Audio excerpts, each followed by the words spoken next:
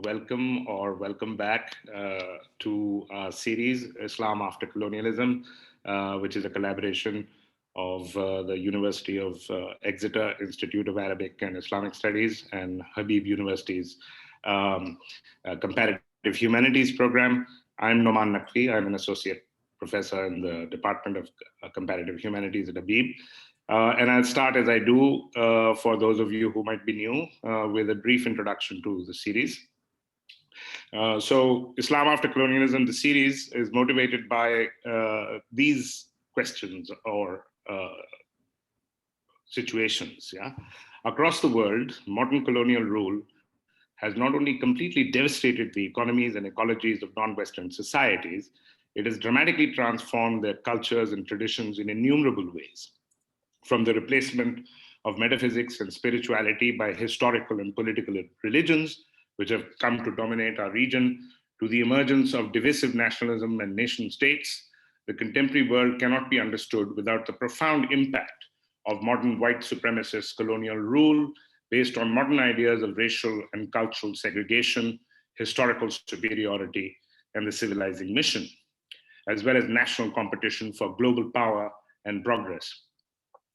Habib University's Department of Comparative Humanities and the University of Exeter's Institute of Arabic and Islamic Studies have launched a fortnightly webinar series to explore not only the radical transformation of regional Islam during the period of modern apartheid colonial rule, but also the living potentials of the pre-colonial past, as well as the urgent decolonial question of what is possible today, what can we do, and how can we live now.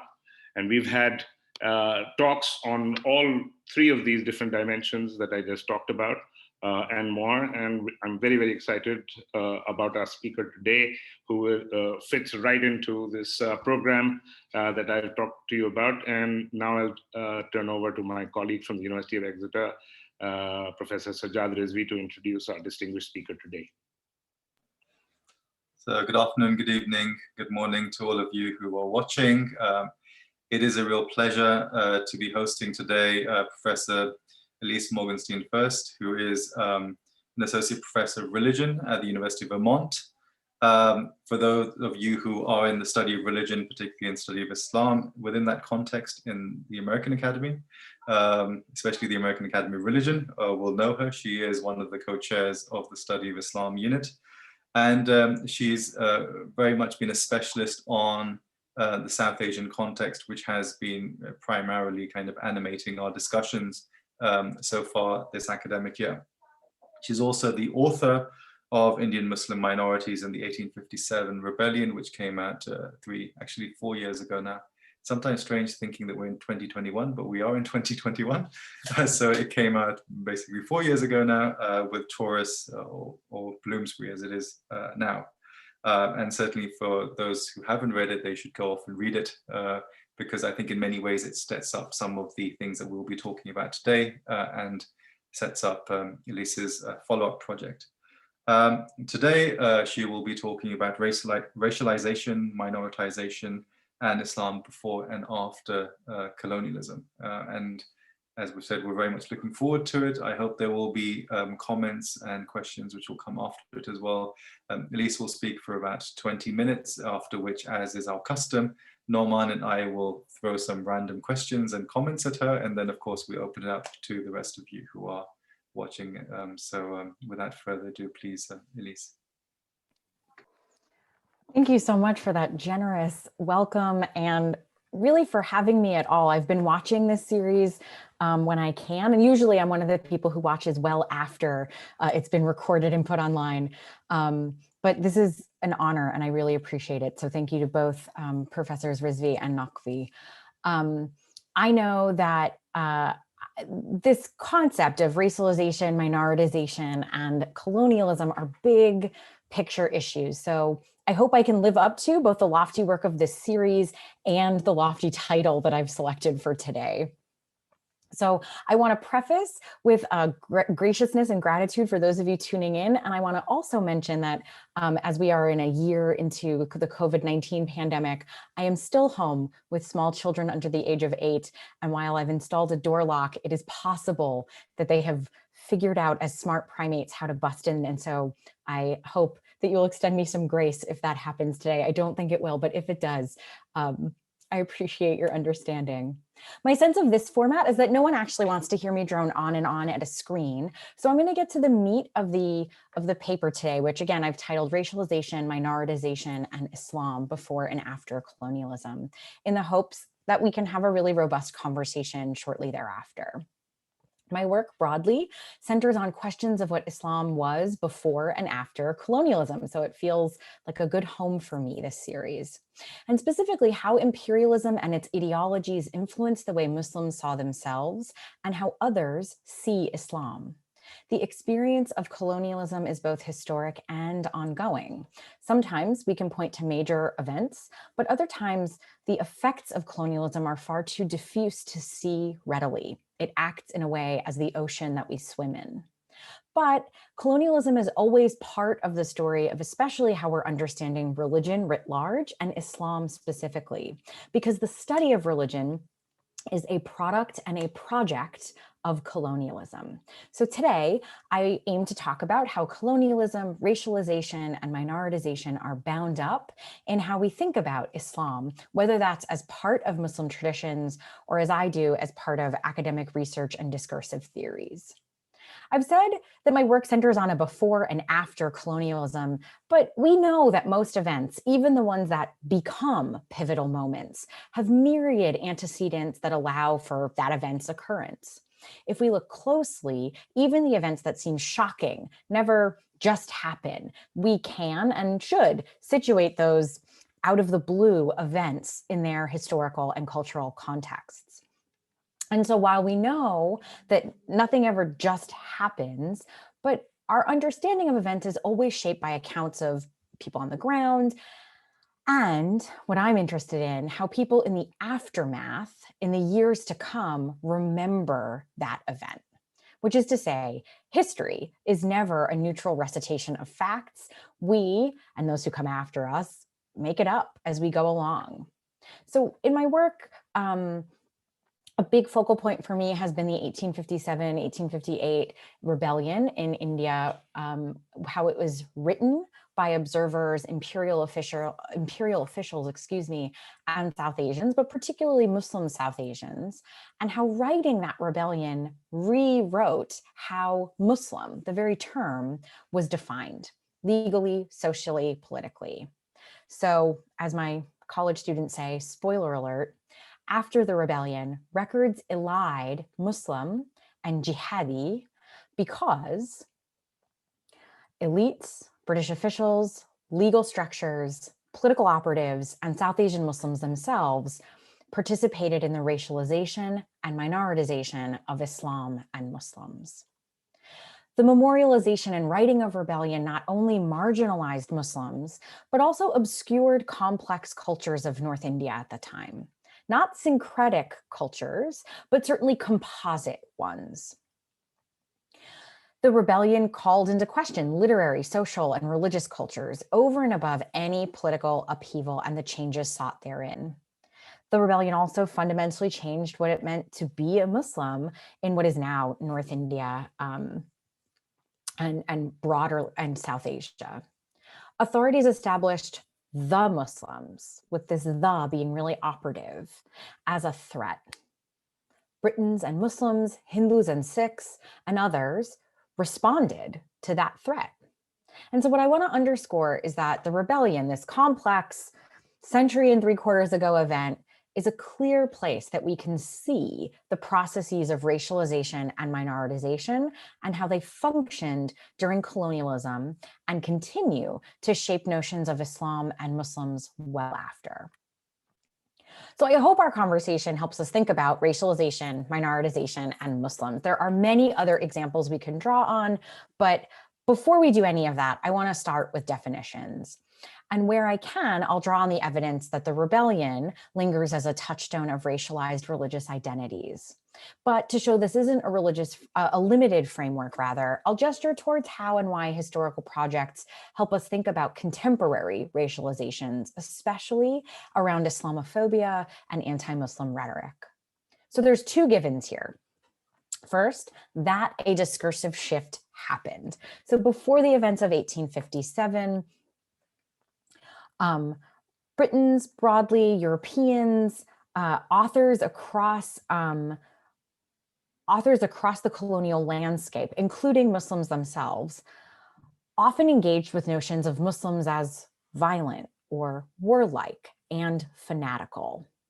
But rarely were Muslims described in terms of religious obligation, which is to say that authors, European and South Asian alike, did not dwell on this term jihad and its legal obligation in ways that were significant prior to 1857. But both immediately, so 1858, and in the decade or so following it, jihad as a term became a central concern for both European and South Asian authors. So our first given is that stereotypes existed before 1857, but those stereotypes transformed discursively into legally binding, scientifically provable, immutable facts about Muslims. The colonial shift matters and has analogs globally. Our second given is that because of imperialism, flows of power and information and a simultaneous fixation on race, the shift from stereotype to scientific fact had real and global consequences. This project reflects a local and a global history, and it's a history that's still unfolding. And it is the more important of the two of our givens for our purposes this morning, this afternoon, or this evening, depending on where you are. So let's talk terms. Minoritization should not be confused with a demographic minority. It is instead the systemic process by which elites, and that can be broadly defined, political elites, economic elites, social elites, deny access to a group through an implementation of power, and that's also broadly defined. Minoritization is a process through which groups are stripped of power or made further powerless, signaling a disenfranchisement, a loss of privilege, or a perceived loss of protection. Minoritization is also an ongoing process. It's not something that is simply written into law and that comes about as a product of that writing. It doesn't come about simply. It is a series of both de facto and de jure events within and outside legal and official arenas that often inspire as much group identification as it tries to name, which means it can be mercurial. The same group that is minoritized in places of privilege can be privileged in places that are minoritized. Much has been written about minoritization, and I'm especially recommending Mahmoud Mamdani's new book, Neither Settler Nor Native, that just came out, I think, in October of 2020. But what matters most here is the idea that minoritization structures social interaction, often has legal backing, and represents how a group is perceived as both a distinctive group and one that lacks or ought to lack power. So to be rather simplistic, minoritization is a process through which any group is disenfranchised. Where minoritization collapses a complex group or groups into one singularity and seeks to marginalize that group, racialization marks individuals as having immutable traits because of their membership or assumed membership in a particular group. The concept and construct of race includes essentialization of groups based upon traits imagined to be inherent, hereditary, and prognostic. That is to say, rooted in a pseudobiology and therefore scientifically real. Racialization is the process through which individuals are made manifest as both belonging to one cogent group, as well as possessing those inherent hereditary and prognostic characteristics. I feel like when I'm teaching and when I'm writing, I say this a lot, but it is absolutely worth repeating. Religions are not races. Islam is not a race, but religions, including Islam, have been and are racialized. As historian Sylvester Johnson has masterfully demonstrated, assumptions of race as tied to phenotype or biology fail to capture the ways in which power, particularly colonial power, invented, assigned, and defined race based on exclusionary definitions that were not tied to specific types of embodiment or specific bodies. In other words, while some assume that race is the same as color, that's not the case. Race absolutely, and of course, has been tied to color and physical features and other types of characteristics. But the notions of nature, temperament, disposition, and of course, religion, language, region, and more are also part of the way races have been defined. So while Islam is not a race, Muslims are racialized and defined racially in large part due to their relationship to imperial power. Racialization and minoritization are the products of colonial modernity. Many debate the precise definition of modernity, its exact start date, but few would be so bold, or I would argue so foolish, as to decouple the global ideology hegemony of modernity from coloniality. Modernity, the historical period, ideology, governance structures bent towards progress, is itself reliant upon structures of domination, religious definition, and racial logics. So these things are all working together all at the same time. Islamic studies scholar and historian Chair Ali Tareen rather beautifully describes, and I think poetically describes, modernity in a recent article as, and I'm paraphrasing, a highly contested time period that is inextricable from colonialism, a normative disposition that champions science over faith and certainty over ambiguity, that's also marked by new technologies and institutions, especially the modern state. And he ends this it's like a quite long paragraph long definition of modernity with, quote, modernity often justifies its unparalleled and unprecedented violence militarily and epistemically, end quote. So what Tareen indicates then is that modernity is a time period, a set of ideas and ideologies, and a new structure of statehood. And what I would add to that, a structure and ideologies that are rooted within definitions of religion and race. And similarly, to call back to Mahmoud Mamdani's new book, he there argues that colonial modernity has two phases. In the first, European empires tried direct rule, the attempt to convert, and that religion pun is intended, the attempt to convert everyone, since this is a product of white Christianities, to convert those indigenous populations to European images or imaginations. And in the second phase, after the first failed, we see European empires shifting gears, seeking not to convert, but rather to extract and exploit. And he writes, quote, direct rule sought to build nations akin to that of the colonizer, indirect rule merely to hold and exploit territories, end quote. Mamdani also argues that while direct rule set up nation building for colonizers, indirect rule set up nation building premises for the 20th and 21st centuries. It is a preface of sorts for the nationalisms that are built on ideas of who can live where, distinct lines of cultural, ethnic, racial, and religious formation, and patterns of local power backed by both geopolitical realities, global geopolitical realities, and specific world power dominations. So to summarize a little bit here, the modernity is a colonial project. The colonial project established groups within hard and fast categories, and then posited those groups as authentic, legitimate, proper, or authorities on their own right. Groups were first made into cogent and lasting minorities and races during this period of colonization, and specifically in the 19th century, but with major ramifications well beyond it. Religion and religions, too, fall squarely within this rubric.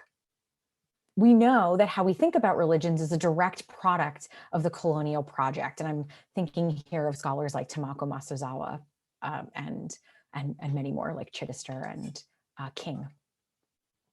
It is how and why, though, that I think about racialization and minoritization as inextricable from my work on Islam in the 19th century South Asia. And so I want to say again that minorities are not just about demography. One can be a small population but maintain significant power over a large majority, as in most colonial and apartheid regimes. Demography alone does not predict minority status, and minoritization relies on power, not numbers. And during this colonial period, Muslims in South Asia were minoritized explicitly by devaluing Islamic systems, languages, and privileges, by stripping formal Mughal elites into either subservient of the British Empire or stripping them of privileges altogether. So being made into a minority, being disenfranchised legally, socially, and politically has ongoing resonances and global backings. Similarly, races are made as races a social construct and not a biological essential. In the 19th century, race was a primary way in which communities were imagined. First, perhaps as an imposition by European and later American imperialists and colonizers, but later as a part of the way people across power structures understood themselves and each other. So Euro-American imperialists often grouped and reduced disparate peoples by physical appearance, phenotypes, cultural practices, religions, creating singular and subordinate races. Race often encompasses religious and ethnic markers because of racialization. It's one of the ways that we can talk about the racialization of Muslims despite the diversity of Islam. And here I love sociologist Zahir Beber's argument that in India, quote, religious markers have been deployed historically, not just to demarcate ethnic boundaries, but also in the long run to initiate a process of racialization of such differences, end quote. So racialization refers to the process by which one group becomes signified based on embodied characteristics thought to be prognostic, immutable, and hereditary, which is to say that race predicts behavior, aptitude, eligibility for certain protections. It cannot be changed, and it is genetic. Converting doesn't change one's ability to be racialized, right? So religion here is not choice, it's not voluntary, it is inherent and prognostic and genetic, which should sound that it encodes a certain type of scientific rationale. Racialization is a process that relies on ascribed differences that are vital to social structures, with these differences often imagined or stated in terms of biological difference. However disproved this science is and has been. So Beber, again, is really helpful here, where he talks about quasi-biological behavioral attributes contributing to, quote, the process of constituting and simultaneously racializing what might indeed be nothing more than cultural difference. So for Muslims in South Asia, minoritization was concurrent with racialization. As Britain seized control of South Asia, British imperialism reduced Muslims from a diverse range of ethnicities, classes, even castes, to a singular group endowed with the immutable, inheritable, and quasi-biological attributes that Beber describes. For Muslims today, minoritization and racialization are as much legal categorizations as unique historical processes in varying nation states. So as but one example where we can see this global proliferation of ideas about Muslims as one identifiable thing, I think a lot about the Uyghurs in China as both ethnically and racially separate from other Chinese people and groups, which is to say biologically and hereditarily unique. And that's been given credence through both local governance practices, which is to say Chinese law and policy, and through global racializations of Muslims and Islam, especially after 9/11, which is to say in this moment of an international ethos in which controlling threats of Muslim terrorists and Muslim extremists has been pressing, regardless of the diversity of Islam locally in China or globally. So these processes are complicated, dynamic, and as I've said, mercurial, but they have real effects nevertheless.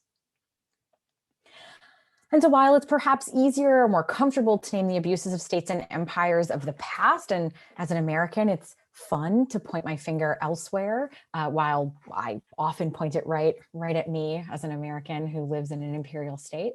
The effects of racialization in the colonial period and colonization writ large is, as I've said, an ongoing project. And so just to give one other example, British legal scholar Nadine El-Anani argues that coloniality is ongoing, but especially in Britain. And she writes, quote, People with personal, ancestral, or geographical histories of colonization cannot escape their condition of coloniality. There is a direct causal link between colonialism and ongoing wealth disparity and inequity in income and land distribution in former colonies.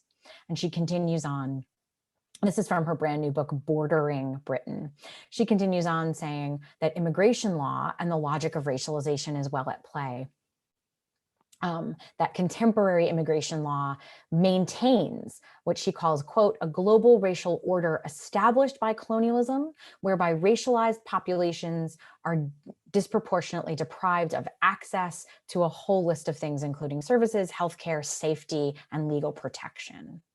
So where I see these is all in conversation with me and the work I'm doing in the 19th century predominantly, is that there's this parallel process of minoritization and racialization.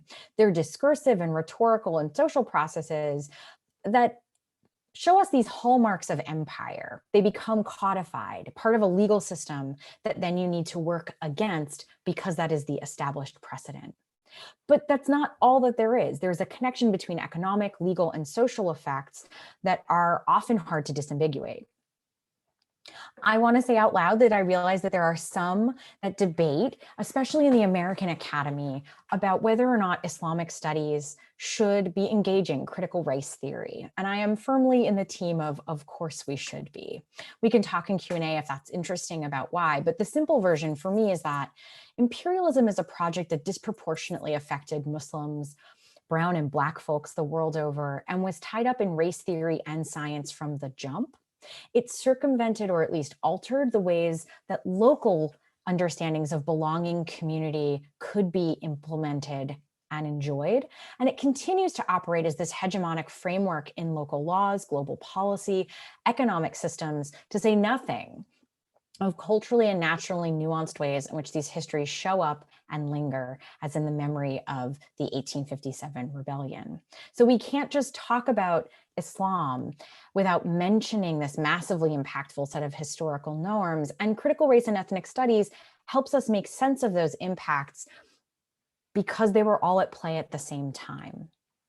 And I'll wrap up by saying, as a quick illustration, when I'm thinking about the 1857 rebellion, I think about it because, or I wrote this whole book about it, and I frankly have it stuck in my craw because it shifts there's a real before and after here, like I said at the start, as how South Asians and especially Muslim South Asians were racialized. And there are practical ways we can get at this. What it meant in the past post-rebellion universe was that all that was necessary to know was that one was Muslim. That identity, that grouping, signaled more than any other, not language, not region, not class, not gender, not historical period, not degree of religiousness, if that's a thing we could measure, not denomination or specific Islamic affiliation. Being Muslim became enough, legally, economically, socially. It became enough. It became the unique metric through which particularly British officials understood something essential about that population. But as we know, those legal frameworks, particularly in the nation state of India, are still on the books. They're still the way the Supreme Court operates. They're still the way university admissions works. So these little things that are resonances, practical resonances, are still with us today. What those Britons in the 19th century understood was troubling at best. Muslims were inherently suspicious, disloyal, rebellious, traitorous, dangerous, mandated by this uniform religion to commit evil acts of violence against anyone not Muslim. And as I've argued elsewhere, we see real resonances between the language of the post-rebellion fear of Muslims as inherently jihadis with an American 9/11 response as well. So these ideas are not divorced from each other. Racialization and minoritization, though, do not function solely as external labels thrust upon Europe's others or colonial subjects. Instead, the processes of racialization and minoritization often demand and require the participation of those who have been racialized and minoritized. These are pernicious systems of power, of definition, of classification. And with respect to Indian Muslims, they relied on stories, at least in my work, told about the Great Rebellion. So in my first book, I mapped how we might see that. And I used a lot of different primary sources, but primarily because they were so obvious as a place to look, I critically engaged with Sir William Wilson Hunter and Sir Syed Ahmad Khan. Hunter's famous book, The Indian Mussulmans, Are They Bound in Conscience to Rebel Against the Queen? Resoundingly answered his own title by saying, yes, Muslims are absolutely bound in conscience to rebel against the Queen, and were a problem to solve by British ruling elite, both in the imperial setting and at home in the metropole. While Sir Syed Ahmad Khan had previously written about the rebellion in Causes of the Indian Rebellion, he responded directly to Hunter in a short text called Review on Dr. Hunter, Indian Mussulmans. And I have to say, it's one of my favorite academic reviews ever. It's just snarky and line by line tearing apart. I can't imagine an academic in today's context having the gall of doing that kind of a published review. But in these pieces, Khan, and especially in this review, he's writing defensively about the rebellion. And as he's writing, he is answering every point that Hunter laid out. But in so doing, he's accepting the terms that Hunter has outlined at the front. So that defensiveness demonstrates a minoritized and racialized Muslim community insofar as it distinctly and uniquely holds accountable Muslims for the revolts. And so what I argued there was that this exchange serves to demonstrate a discursive minoritization and racialization, how those processes became hegemons against which Muslims too must struggle and be defined. And it didn't matter that Sir Syed Ahmad Khan in particular, but all these other authors I engaged with there, kept disproving Muslim propensity to violence or fanaticism or inherent jihadi-ness, if that could be a word. It didn't matter. Muslims, left, right, and center, were arguing that. But Muslims came to be seen as jihadis, and engaging in the argument that kept reifying those arguments, it helped strengthen them. So willing or not, Muslims become participants in minoritization and racialization processes, however asymmetrically.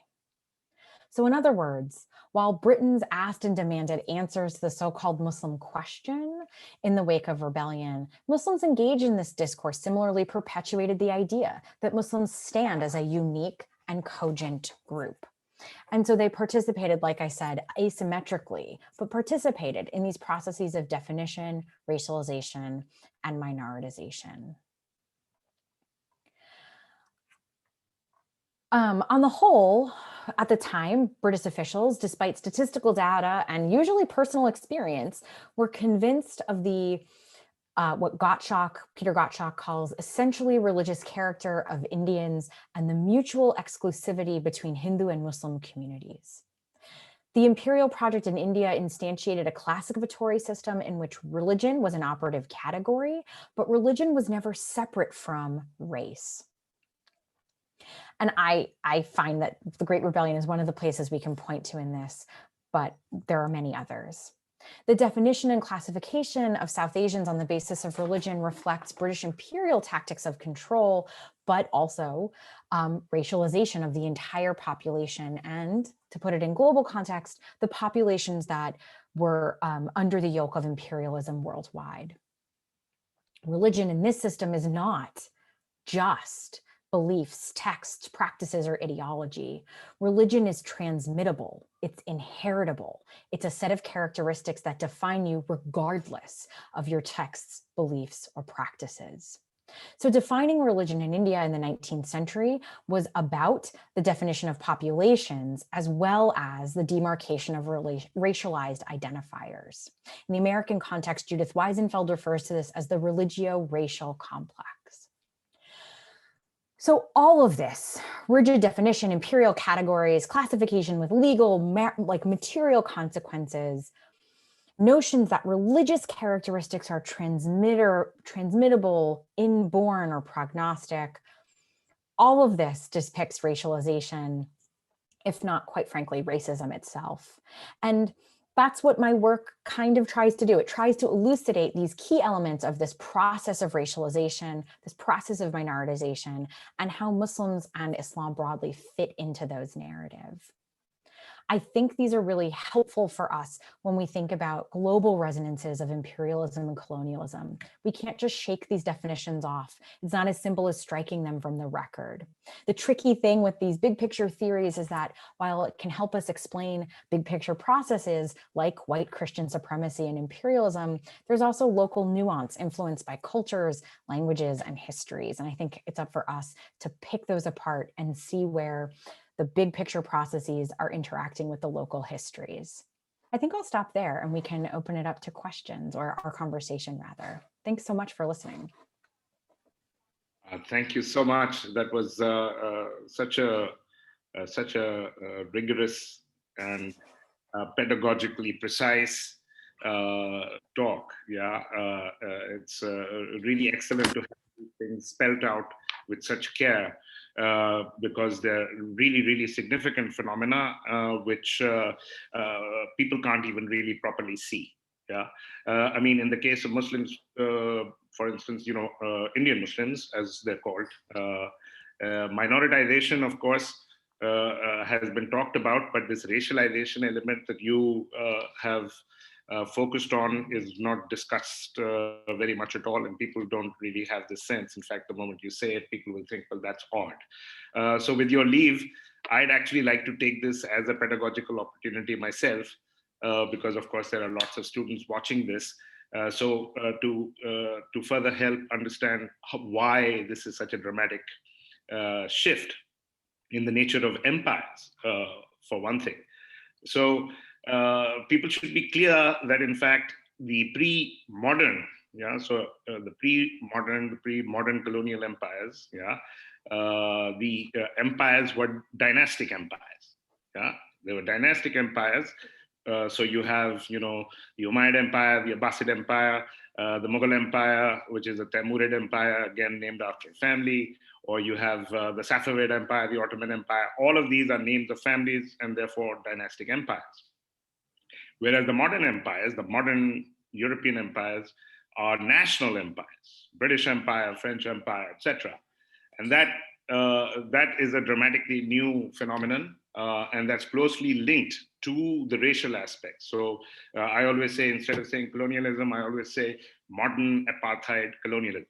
Yeah, so that's what's specific to these modern imperial formations, which are responsible for so much, responsible for the making of the modern world, essentially, and therefore that racialization actually is a much wider phenomenon, and actually, that racial, without people actually even realizing. So, as you were talking, so many of my own historical memories were emerging. For instance, it is on so many occasions I've heard quote unquote educated Pakistanis say, or Indians say even, that Pakistanis are fairer than Indians, right? So 200 million people, over 200 million people on this side of the border, over 1 billion people on that, but we have some kind of average. So Hindus are darker than Muslims. That's totally racial, and it's totally fantastic, of course, it emerges precisely from the kinds of processes that you're talking about. So in fact, without people knowing, people being able to identify it, it operates, in this fashion, that people think that the Muslims of South Asia are fairer than the Hindus of South Asia, right? Together with that, I'd like to point out, this internalization part that you're talking about. So Sayyid Ahmad Khan is a really, I don't call him Sir Sayyid or Sir Sayyid Ahmad Khan, I call him Sayyid Ahmad Khan. And I try to encourage all my students to also do that, as an obvious decolonial gesture. But Sayyid Ahmad Khan, you've picked in, of course, a great example.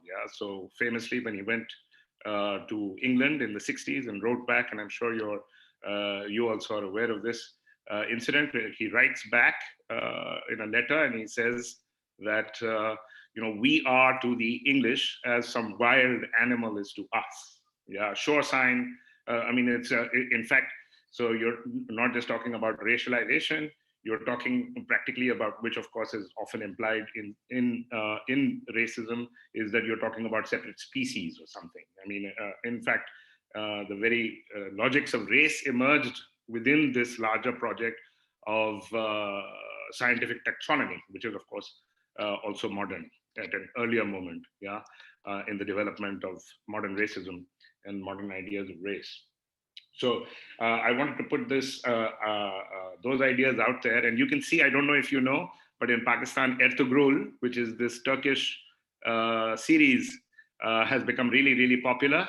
Yeah, because Muslims like to see themselves here, also in Pakistan, having inherited all these imperial histories, because there is, together with racialization, is an imperial imagination of Islam also. Yeah. So they like to see themselves as, what's great about Ertugrul and these Turkish series is that they're white and they're Muslims. What could be better, right? It's an ideal ideal self-representation. Yeah. But I would like to point out, when you're saying the Muslim participation, it's also important to point out that Sayyid Ahmad Khan, of course, and others like him who were part of this project of self-racialization are Muslim elites, in fact. Yeah, Muslim elites who are very keen to collaborate. I mean, he collaborated throughout 1857, for instance, and following that afterwards as well. And I really, really appreciate the density of the description of historical process. Yeah, so one of the problems that we have, thanks to the ideology of progress and historicism, is as if we are constantly leaving the past behind. But history is, of course, sedimented. There are layers and layers which can't disappear. Where would they go? So they're naturally sedimented in all kinds of materialities. Language being one of them. Discourse being a materiality, after all. So that was also very well taken. So those are some of the comments that I wanted to make to begin with. Thank you so much again for that really very, very edifying talk. Thank you. Yeah, I have to say, one of the reasons that I struggled with whether in my book I should use the sir when I was describing Sayyid Ahmad Khan for the same kind of politic of decoloniality. But I have found that one of the ways that it helps when I'm teaching my students about this particular moment in history, I often find students want to point to the fact that he gets knighted and is honored by the metropole as an example of progress or an example of acceptance. And I find it's really an interesting place to point out, no, let's read what the responses to his work, because people kept in the newspapers, for example, and the gazetteers and these local papers, and then a lot of papers that came out in London and in parliamentary hearings, Sayyid Ahmad Khan shows up a lot. And the way that he shows up is, he seems too good to be true. He must not be a real Muslim. He couldn't possibly be one of what we know Muslims are, because Muslims don't think that way. So he becomes the exception that proves the rule. And it's further evidence of this process of racialization and minoritization, where it doesn't matter how good you might look to the system, you are still wholly othered. And so I think students often really struggle with, my students anyway, who are Americans. So we're less good at global history or history broadly, but I love them, but we're myopic here. And I think that they really, yeah, I'm sure it's the same everywhere, but my students really, we got to locate countries on a map. That's where we have to start. And but they really struggle with that understanding of passing and playing within the system and rules. And it's part of the way that racial logics work in the United States, where for us, on a black-white binary system for so many years, respectability politics is really one of the crucial pieces. And so I find when I talk about Sayyid Ahmad Khan in the States, students really latch on to the fact that he is important, that honorific means he's important, as opposed to like well, this is a power structure within imperialism. So yeah, that's just a thought that you brought up, but I love the idea of thinking about colonial modernity as colonial apartheid modernity. I might have to cite you on that forever. That's great. I really like that.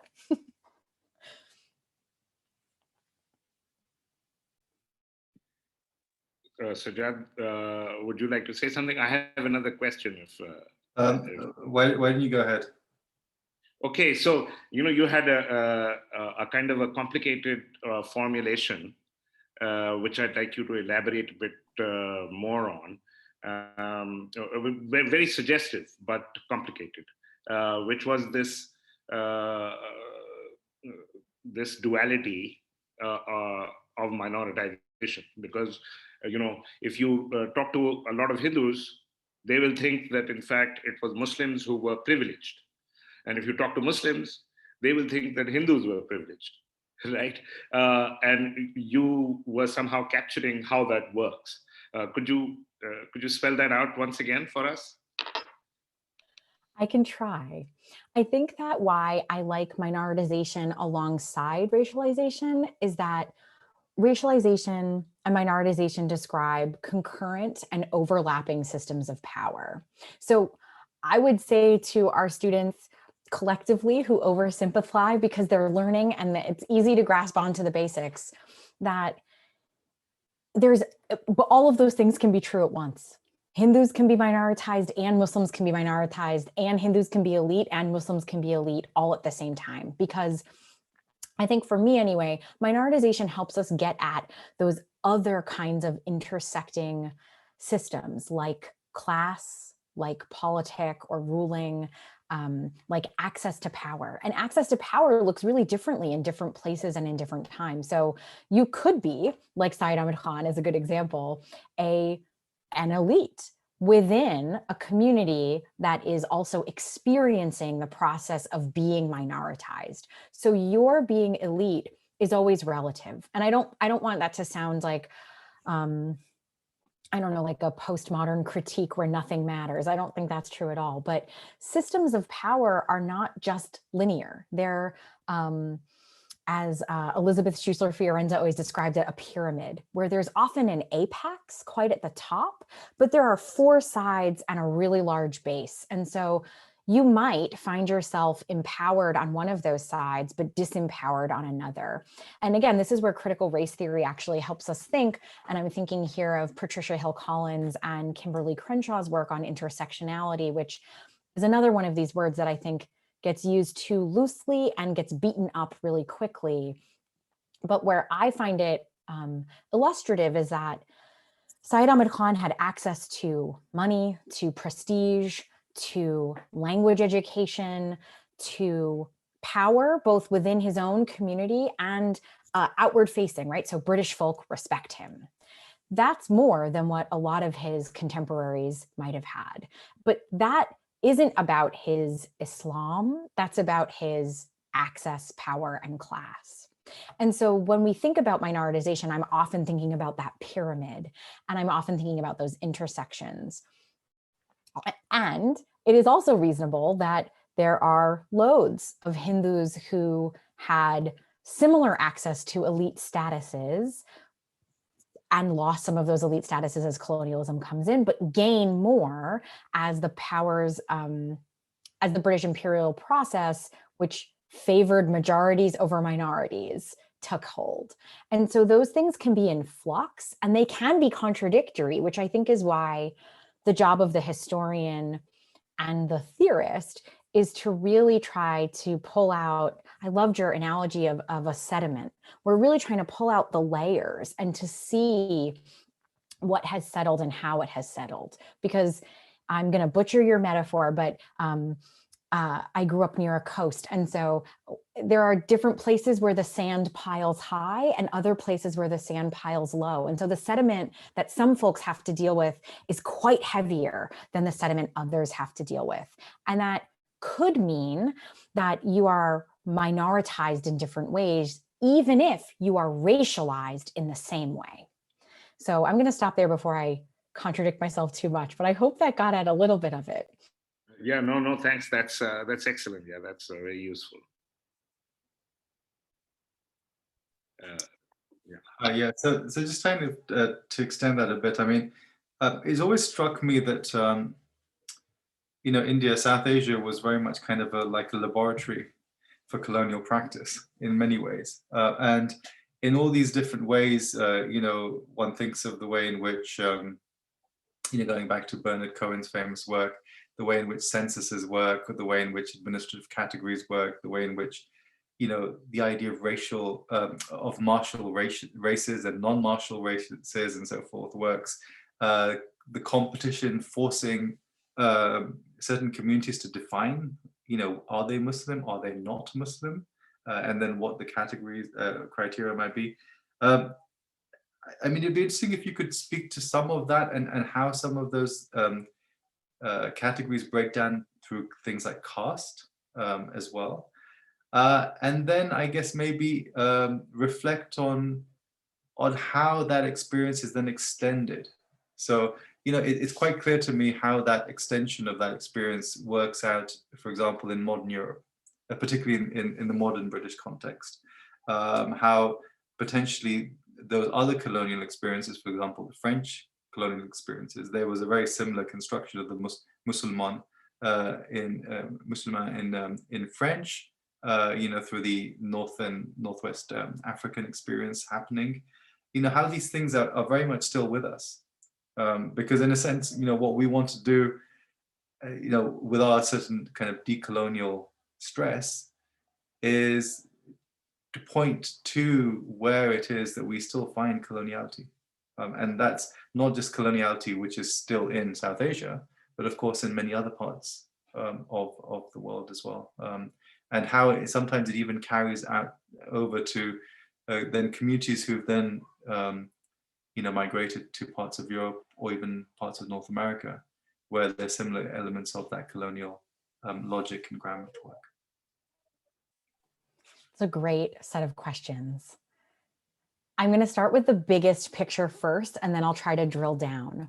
So I agree with you completely. I think South Asia was a laboratory for how rule was going to work. I've annoyed my mentor, Carl Ernst, because he says that in almost everything I write, I include a sentence that says something like, you cannot think about global history without thinking about South Asia. You can't do it, because if you look at the history of who studied what and philology and the obsession with origination and control, there's just not a corner of it that doesn't butt up into South Asia at some point. And so I've very much bothered Carl for years with my fish shaking. You have to know this history or you can't know anything. It's a friendly fish shaking, but it's a fish shaking nevertheless. So I agree with you. I think that what happened in South Asia quickly became part of a global normative sets of ideas. I'm working on a project right now on global Islamophobia and anti-Semitism and how they line up. And one of the things that sparked me to do this project was I was, in the archives, first at the British Library and then in Delhi, and in a few other places. And you see these British officials every time when they're talking about, what do we do about these Muslims? It's like early 18th century, early 1800s. What do we do with these Muslims in India? What do we do with them? And every time there's this line that's like, well, we know what to do with them because we know what to do about Jews. And these Muslims they're just the Jews of this area. So they're different, they're legalistic, we should be suspicious of them, they're Semites. And, folks like Anajar Gill have done a lot of work on thinking about Semites in that way, and Amr Mufti has done a pretty good literary comparison. But in the historical record, you really start to see these global flows of inherent difference, racial logics that are rooted in religiosity, and this real uncomfortability, truly in this colorist understanding of things of well, when I look at this mass of South Asians, some of them are darker than others, but we can't tell the difference. It must be religious.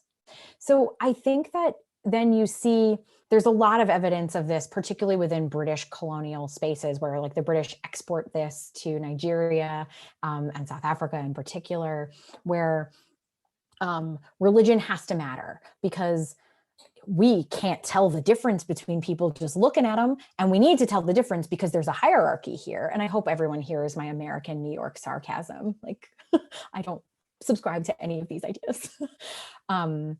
But I do think you see it exported. And I think the person who does this really well, who thinks about this really well, is Peter Gottschalk in Religion, Science, and Empire. And David Chittister in his Empire of Religions does it pretty well, but focusing on the African case, but tracing it back to uses of Sanskrit and Arabic as like marking people as different. And then I'm obviously a big fan of Jamil Aden's work on the Muslim world and thinking about those global flows of imperialism and racialization that then really start to become married to each other, where the British and the French and the Russians and the Belgians and the Germans couldn't agree on much, but they definitely thought Muslims were different than them. We are at least Christian, you are different. And so when we're thinking about global political rule, that's part of the European ethos that I think absolutely America adopts wholesale and then slaps on some pretty robust anti-Blackness to the whole mix. So I definitely see that. And then I think where the global flows, sorry, Sajjad, I'm like trying to remember all the parts of your question. I think where the global flows also help us think about this ongoing coloniality is that, and Ella Nani does this so beautifully in this Bordering Britain book, where you don't just leave that at home, it comes with you. So even the very first, even Syed Ahmed Khan, when writing back to home about how he's treated like an animal or is seen as an animal, we know that we import those ideas even as they are exported. And so there is no tabula rasa, there is no showing up in a new place as if those histories, as if those ideologies don't follow you. And I think, and I see in the chat, there's a question about legalization. And I know part of your question was about the law here too.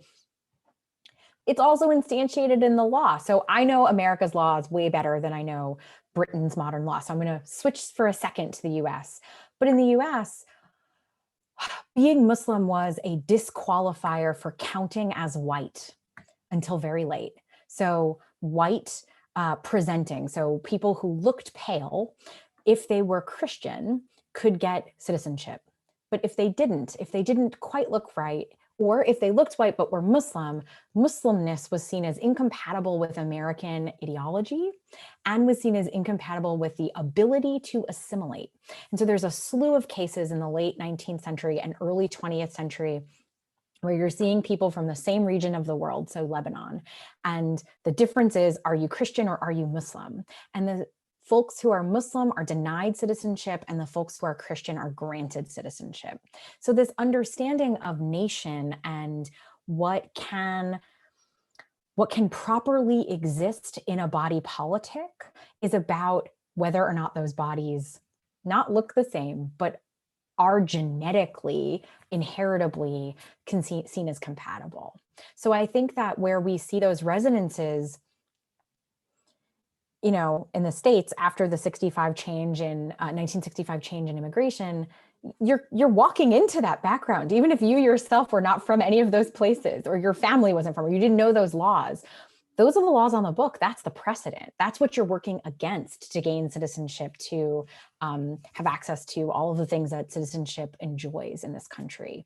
So I think if we can use that as a microcosm, those flows, ideologies are hard because they don't just stay put.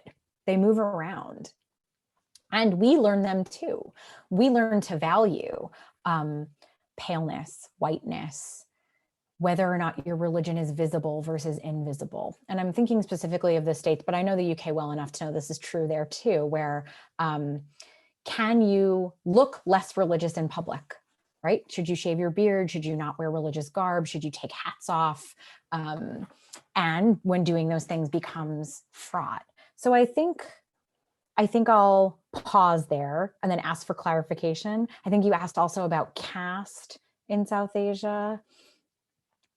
Yeah, I mean, I was just trying to link to Azara's question, which was come up in the chat, because I mean, what he's suggesting here is an interesting one where there's a sort of an elision of caste in a lot of this, so that, you know, people, for example, you know, this sort of myth about how caste doesn't really exist amongst Muslims in South Asia and things like that, but also how it is the colonial and actually then the post-colonial state which is still defining these things, which seems kind of absurd. So, you know, he's for example talking about the famous Arfan case, you know, where it's up to a British judge sitting in the Bombay court, High Court, to define whether a group has a particular religious affiliation. Of course, everyone knows it's really about property, but the question he's asked is not about property; it's about, you know, what are the beliefs of this people.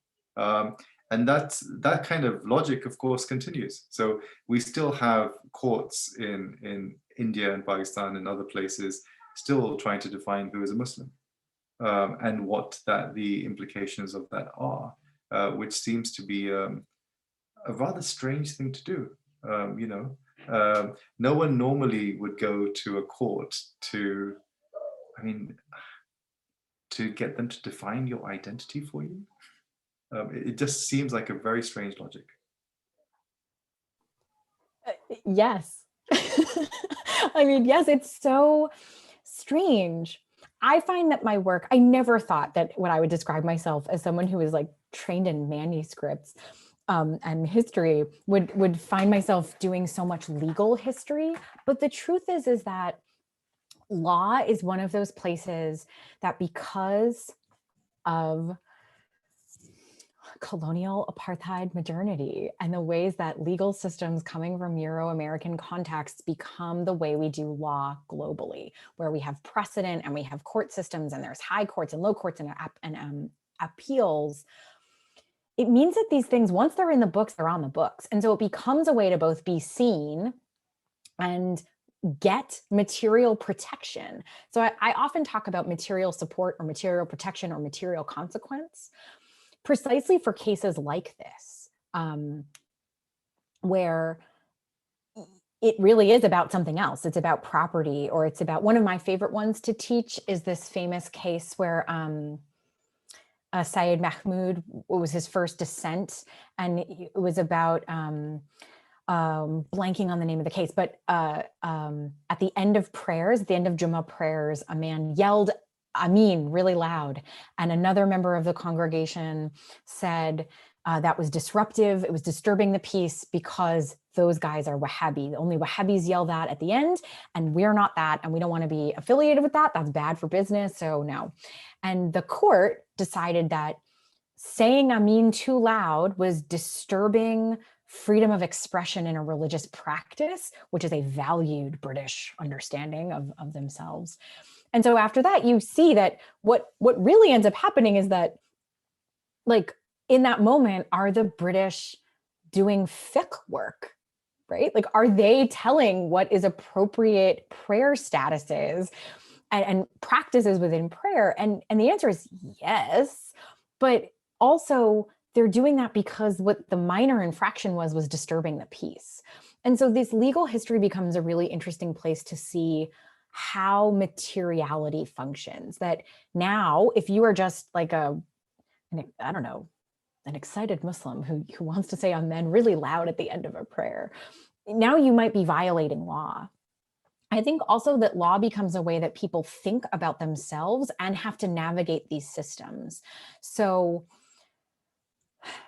while caste distinctions legally are really complicated in contemporary Indian law, things like the famous cases around, are you part of the, can you become scheduled and have access to essentially affirmative action practices? All of this really matters. And so becomes a way that folks think about themselves. And so I often talk about this as a tennis game where Someone has set the game. They've said, we have to play tennis. And you, as my invitee, only have a couple of options. You can pick up your racket and you can play. You can choose not to play. But either way, I'm playing. So you could forfeit the game. You could try to hit some balls back. But here's the thing. I've got all the referees. So we might change the rules a little as you're playing. And it doesn't matter if I cheat a little because like I got the referees on my side. But no matter what, I've set the terms of the game. And so if legal systems are the terms of the game, if that's the way you can have access to social services or legal protection, in the US, the IRS famously is what defines religion, because whether or not you can get approved for tax exempt status under the religion clause is what ultimately decides whether or not you are then entitled to First Amendment rights as a religion. So it's tax law that actually determines religion in the United States. And so I don't have to like that tennis game, but if I want to establish a synagogue or a mosque and it's not affiliated with a national organization, I have to play that tennis game, or I might not have access to all the other rights and regulations. So I know that's a little bit further afield from this question of the Khoja community, but I want to say that people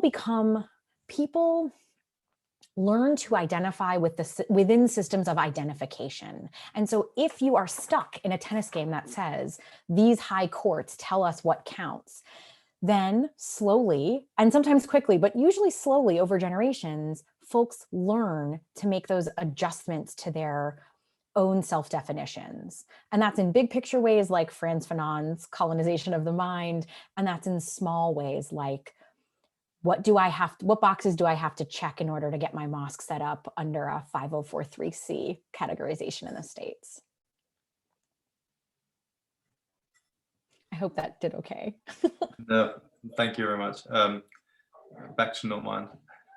Yeah, thanks for all of those very, very stimulating remarks.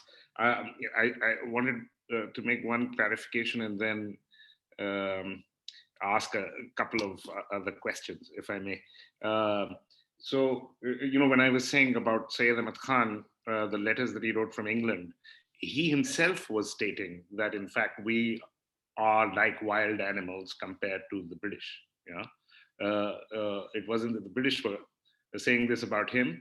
He himself was so impressed by whatever it is that he saw in England that he really thought that we were like wild animals. I mean, he seems to have completely internalized this Comtean,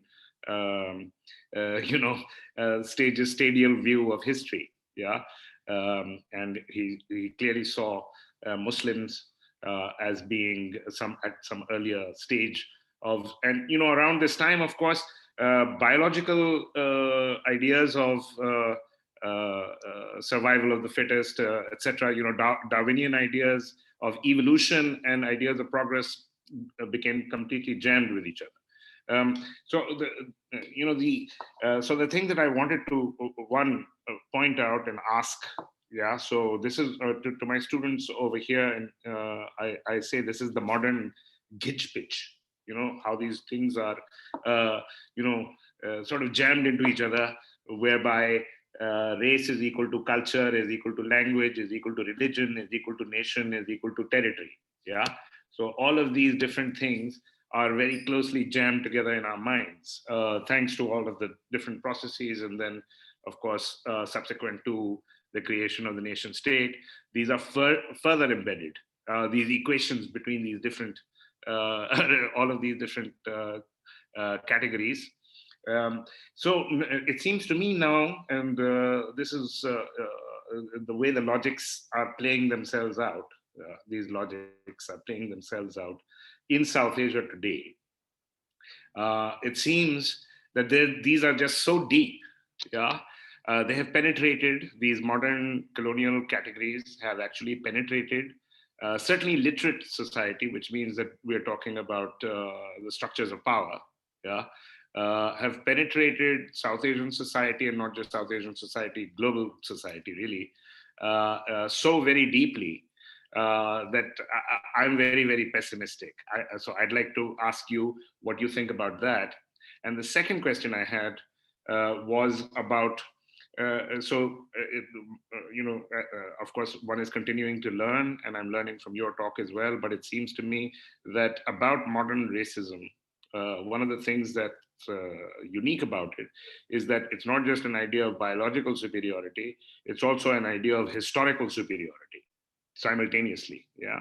So biological superiority and historical superiority. And when this is internalized, so this racialization of Muslims and this writing of an imperial history of Islam, which is of course closely related to the question of jihad, which we haven't talked about yet, but that's an important part of that story. And these logics develop precisely after 1857, as you were saying.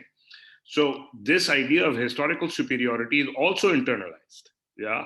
So not only is this idea of the racialization, self-racialization, but also precisely because it is mirrored, it seeks to mirror, yeah, the colonial power.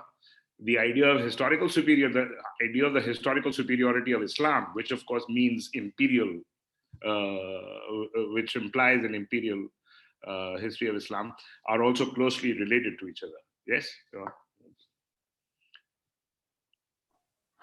Thanks. Those are such good questions. I'm really feeling energized and challenged in a good way, not in a negative way. I guess I'll answer the second one first, but I agree. I think that modern race systems is about this biological superiority. It's about historical superiority, and it's a writing backwards. It's through all time and all places. So these have always been true. And I think where that's dangerous is in exactly the logic of imperiality, if we can call it that, that then it demands of everybody. So it makes sense to me that historically and contemporarily, we see folks saying, well, the truth of my existence is that I must be great. Here's the evidence of history that says I'm great. So that I'm not great right now, or that someone else is abusing me or taking advantage of me or oppressing me, means that I need to recover, I need to renew, I need to reform. But it's still within that logic of imperiality. It's still within the logic of, and then I will be better than you. It's never a notion of, I don't know, egalitarianism or equality, to sound like an optimist, I guess. And so I think I agree completely with that assessment. And I think it makes sense that we see historically minoritized and racialized groups both seek historical examples of excellence and prowess and success that are so often denied them, right? And I live essentially in, I live on stolen land, and I live in an imperial setting, right? The United States, unless you are a Native American or a formerly enslaved person, no one is from here. And so in that space, it's a constant rewriting of history, or an imagination of history of why that's allowed. And I think we see amongst folks in our communities where your histories are not allowed to be told. And I'm using yours because as a white person, I'm part of the power system. And so, of course, there's a reclamation and a need to actually tell those stories that are systematically excluded and erased. But I do worry that in places where those things then become part of nationalist understandings, become part of separatist movements, like you can see the bent towards, I don't just want to reclaim it, I want to impose it, or I want to, yeah, I think it's okay if folks like me get knocked down a few many rings on a power system, but I imagine a universe where like it looks more equal instead of just replacing whoever's top dog on the top of that pyramid. Like I would love a universe that looks decolonized, where there's not an apex and a bottom that supports that apex, but I don't know, a rectangle or something like flat, like a line.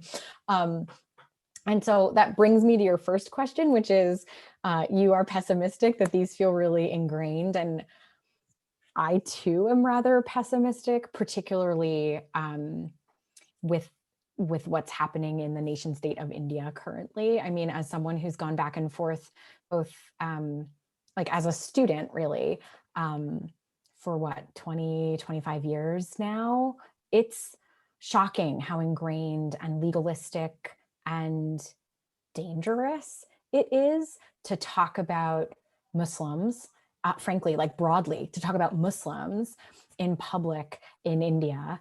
You know, the last time I was there, we nearly needed security for a talk we were giving because we were just talking about the Mughal Empire. And that feels different than even 20 years ago. Not that I think that I think things are good necessarily 20 years ago, there aren't problems, but I see a real uptick in the way that racialization is playing out globally, particularly around Muslims. And so, yeah, I'm pessimistic too, but I'd like to think that some of us engage in this labor in our pedagogical voices and in trying to teach people out loud and in public and on Facebook and on YouTube and all these places that this will be, not because we're pessimistic, but because we have what Omid Safi likes to tell me all the time is radical hope, so that it's guarded, it's pessimism flipped over, right? Like it's a hopeful sense of realistic understanding of what's going on and how dangerous it is, but a sense of systems are always made up of people. And so people always have the opportunity to change those systems. So at the risk of sounding like a lofty American or something, I think that radical hope and radical realism, or what feminists have also often called being a killjoy. Like I want to ruin the fun here. I'm not excited about your nationalist, racist history, but I also want to use whatever modicum of voice I have to ask us to poke at it a little bit and do better. So I share your sense though that it looks bad. Thank you. I feel obliged, given what you said, to point out that in fact, Pakistan is a totally racialized space itself. Thousands of Hindus leave every year Pakistan to seek refuge in India, where of course they do not find that refuge. In fact, just a couple of months ago, there was a Hindu family that had moved from Pakistan. It's not a moved, they fled. Right, they fled Pakistan, and of course, on the other side, they were called Pakistanis, and then the entire family committed suicide. Yeah, there are thousands of families like that.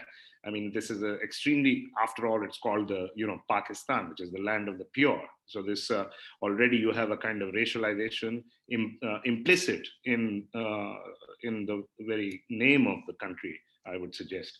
Yeah. I think we should mention that this is a really dramatic impact on the nature of our religions or our faiths. Yeah. So when you were talking, I was thinking of, for instance, the Jamaat-e-Islami over here. Yeah. Had a slogan. Yeah. Which my father used to enjoy repeating. So, namaz padho aur duniya pe chha jao. Pray and just dunya pe chha jao, I'm sure you understand that. Yeah. So the purpose of prayer, in fact, becomes world domination. Yeah. What could be a more radical transformation of prayer? Right. And other people have written precisely about the racialization of God himself. Yeah. I mean, Allah has become a Muslim God. Yeah. So the Quran says he's Rabbul Alameen. People think he's Rabbul Muslimin. He's the personal God of the Muslims or something. Yeah. So that's the racialization of God, actually. Yeah. So it has a very, very dramatic impact, and I think that needs to also be thematized here. Yeah. Yeah, I can't say it better. I think that we see that in all sorts of ways, and I think the finality of it. I want to caution my own brain in saying nothing is ever final. Things always change, even if it takes many, many hundreds of years. But I do think that racialization as a process, and coupled to the other phenomena of modernity, like the nation state, really makes it evident when it's infiltrating what we imagine as private or at least personal. Like our personal prayers, we imagine in part because of white Protestant domination as private beliefs, but we imagine those as sacred because they are often, but they're not immune from these global trends. And I'll say, you know, even like linguistically, you know, saying like Khuda Fez versus Allah Fez, like that has been a shocking shift for me. Not shocking, but you know, my languages go to pot when I live in Vermont and I'm practicing with students and not making the phone calls I should be making to all of my friends in South Asia. But going back and using and using predominantly Hindi, but you know, like Delhi style Urdu, it's like, oh my goodness, even just a couple years and things shift enough. And language is always shifting, but language encodes values and beliefs. And so that shift to not saying Khuda is like, oh, okay, that's interesting. Let me make a note of that. But also, what does that tell us about proper behavior, proper belief, who's acceptable and who's not, what's a respectable way of speaking and acting, and how does that in turn change the inner relationship to the divine, each other, our colleagues, and forget interfaith or intercaste or inter-nation relationships. And I want to say, I know this is about Islam, but that's not limited to Islam and Muslims. We see that globally around religion and race, and you know, everyone that has done this in smart ways around the prayers that show up in Jewish liturgies for the nation state of Israel after its founding, the ways that Jesus is inherently white and making him not white is a problem. So I don't want to, I know we're talking about Islam, but I want to make sure I'm not singling out Muslims or singling out Pakistan here as like doing something inherently vicious or inherently not okay, because we see this globally as a resonance of the colonial experience and where colonial experiences are tied to that racialization. So we know, yeah, I'll stop there. Thank you. Yes. I guess that's precisely this whole point about the colonial construction of religion. So, I mean, that's something that's been mentioned on the side, but I mean, that's in effect what we've been talking about all along. And that affects every modern religion. So, you know, I guess the radical hope that Omid would be talking about would be something which has to be a kind of a, I guess, a self-reflective understanding of who we are as humans, and then sort of seeing what resources we have within our contemporary world, deeply hidden in the sediments of the past, that we can use to actually get away from this idea that you know, piety means you're going to be economically successful and you're going to be like an entrepreneur and a billionaire and like you know, own lots of guns and like invade countries and conquer land. And I mean, it's just absolutely bizarre that one would actually think that spirituality was primarily about this sort of a set of very materially political concerns. Can I also say something about hope, since that has come up before, and obviously that's such an important question for all of us in these times. Hope to me, though, I think of it more and more.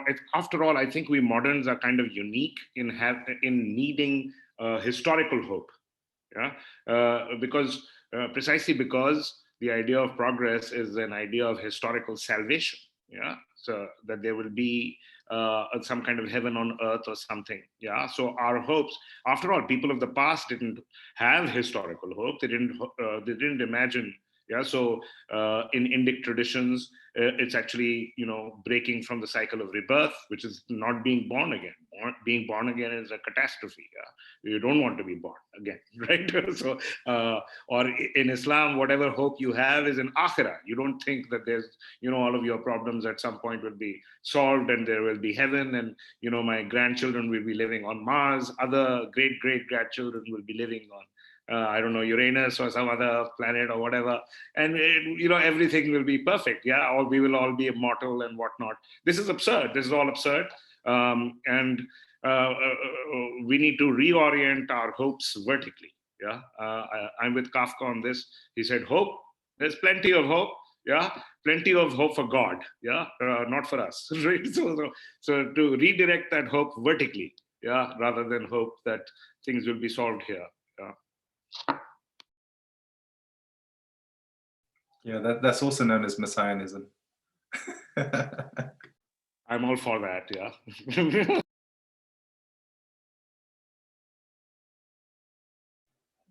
Are there any other questions, do we know, from coming in from Facebook?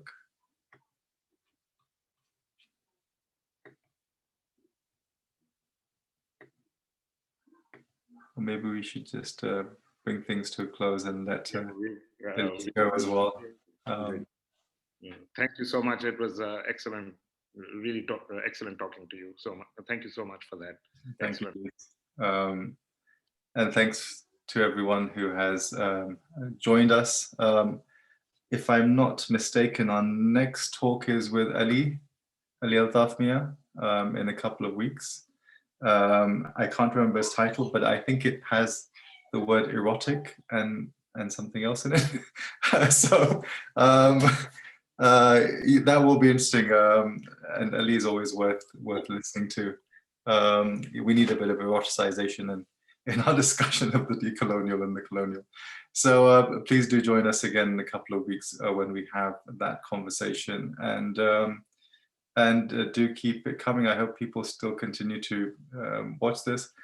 Also, if people have comments, any questions, anything they want to send us, do use the page to do so. It would be lovely to have some feedback from those who are watching it. What would you like to see as we move forward? Because pretty soon we're going to have to start thinking about planning the next session in summer, and also, of course, how we're going to move things in autumn, because we don't really want to end in summer. Okay, so anyway, everyone take care, and thank you again to Ilyse, thank you to Nauman, all of those who've been watching, and see you in a couple of weeks. Thank you so much for hosting me. This was a delight, truly. Thank you.